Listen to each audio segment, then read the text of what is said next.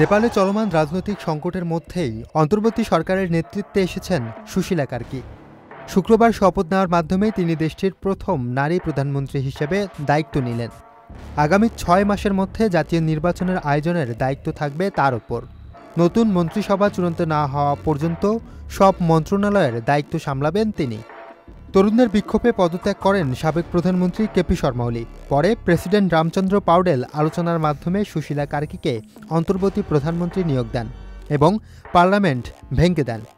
দুর্নীতির বিরুদ্ধে কঠোর অবস্থানের জন্য বিচারপতি থাকাকালে তিনি পরিচিত ছিলেন। এবার তরুণদের দাবির মুখে তিনিই ক্ষমতায় শূন্যতা পূরণ করলেন। শেকড় থেকে শিখরে ৭৩ বছর বয়সী সুশীলা কার্কি এর আগেও প্রথম নারী প্রধান বিচারপতি ছিলেন। শপথের পর তাকে হাসিমুখে লাল শাড়িতে দেখা যায়। নেপালে পরবর্তী নির্বাচন আগামী মার্চে হওয়ার সম্ভাবনা রয়েছে। তবে হিন্দুস্তান টাইমসের প্রতিবেদনে তথ্য অনুযায়ী সুশীলা কার্কি ভারতের বেনারস হিন্দু বিশ্ববিদ্যালয়ে আইনে পড়াশোনা করেন। সেখানে তার সঙ্গে দুর্গাপ্রসাদ সুবেদুর পরিচয় হয়, যিনি তার পরবর্তীতে স্বামী হন। সুবেদু ছিল নেপালের কংগ্রেসের একজন তরুণ নেতা।